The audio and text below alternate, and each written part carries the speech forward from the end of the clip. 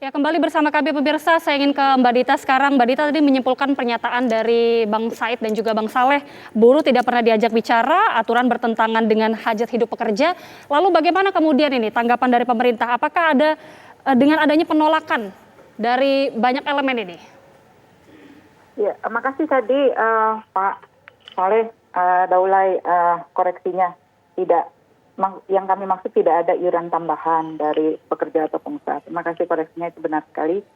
Yang kedua soal tadi Pak Saleh juga mengatakan bahwa kebijakan pemerintah ini mengabaikan dan meninggalkan pekerja. Tadi Said Iqbal juga menyampaikan kurang lebih hal yang sama ya. Sebetulnya yang saya maksudkan bantalan itu sebenarnya bukan hanya JKP, tapi kemarin dalam masa teman-teman kita susah di PHK dan dirumahkan, pemerintah siapkan dan sudah disalurkan bantuan subsidi upah kepada teman-teman pekerja. Ya memang dalam secara jumlah tidak besar, tapi mudah-mudahan bisa menambah atau menambal basic needs atau kebutuhan hidup mendasar.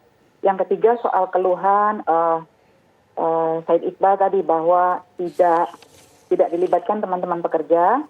Sebenarnya dalam rapat LKS Tripnas kita sudah sampaikan ini.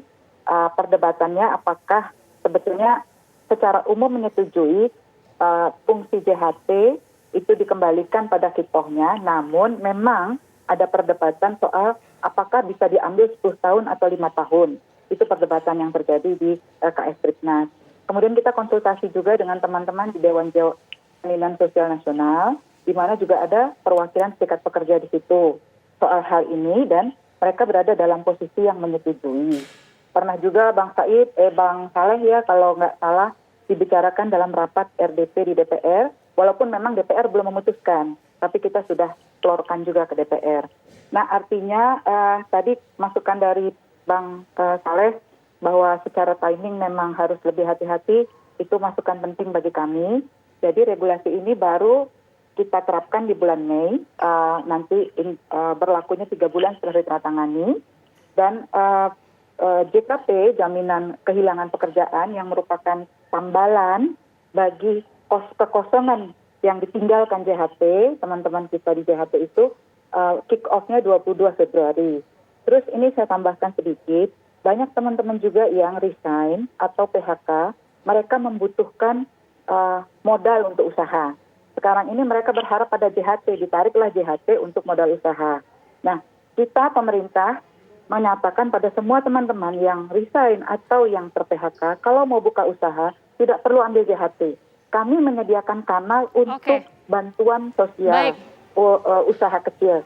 Jadi ada Jamsos, jaminan sosial, ada Bansos yang bentuknya hibah untuk teman-teman yang mau berusaha. Artinya banyak alternatif yang juga sudah disediakan oleh pemerintah. Baik, kita sudah tangkap poinnya. Kemudian bagaimana Bang Saleh, sedikit saja, 1 menit saja.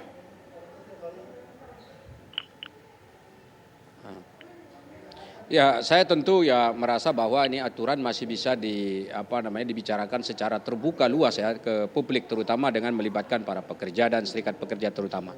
Kenapa? Karena saya khawatir ini persengketaan dalam tanda petik ini antara para pekerja dengan pembuat kebijakan seperti ini akan menimbulkan ketidaknyamanan. Jadi ini lagi-lagi akan membuat jarak antara para pekerja kita dengan pihak pemerintah ini semakin jauh. Jadi karena itu tentu kami di DPR sangat berkepentingan agar semua peraturan dan kebijakan yang diambil oleh pemerintah itu tidak boleh meninggalkan siapapun, dan arahnya tentu karena ini berkenaan dengan para pekerja, arahnya itu tentu haruslah untuk kesejahteraan para pekerja. Yang namanya jaminan sosial yaitu tentu ya harus diarahkan pada kepentingan sosial, dan saya kira uang yang ada yang dipegang oleh BPJS Ketenagakerjaan sebagai operator itu adalah uang para pekerja kita, adalah uang rakyat kita yang diamanahkan kepada mereka, dan tolong itu dijaga, kemudian tolong itu dimanfaatkan, diinvestasikan dengan baik sehingga nanti manfaatnya itu justru untuk meningkatkan kesejahteraan para pekerja. Itu yang perlu diyakinkan betul ya kepada para pekerja kita, sehingga mereka merasa bahwa uang yang mereka titipkan, ya uang yang dititipkan di BPJS Ketenagakerjaan itu malah justru bermanfaat untuk mereka sendiri. Oke, terakhir Bang Said, singkat saja Bang. BPJS itu di bawah Presiden, bukan di bawah Menteri Tenaga Kerja. Oleh karena itu, kami akan berkirim surat kepada Presiden untuk mencabut Permenaker sebagaimana Presiden memerintahkan Menteri Hanif Dahiri untuk mencabut, waktu itu juga 10 tahun masa kepesertaan baru bisa diambil. Kembalikan seperti sekarang ini karena buruh sedang membutuhkan.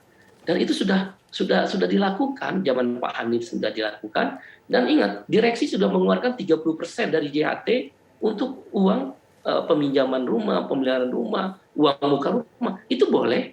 Artinya, nggak usah berdalih bahwa Undang-Undang SDSN memerintahkan bahwa JHT itu nanti umur 56. Itu dipakai 30%. Nah, kalau kemudian karena situasinya belum normal, pertumbuhan ekonomi belum ditopang oleh sektor manufaktur, PHK di mana-mana, udah gunakan aja 100%. Nggak usah berdalih 30% rumah ini tidak bisa tumbuh 56. Itu namanya retorika, bersilat lidah.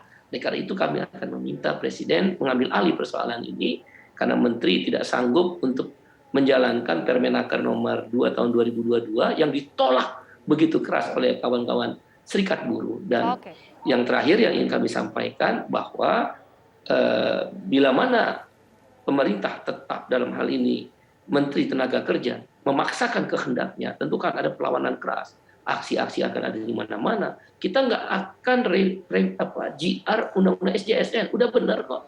Jaminan sosial boleh dipakai di tengah jalan kalau terjadi shock ekonomi.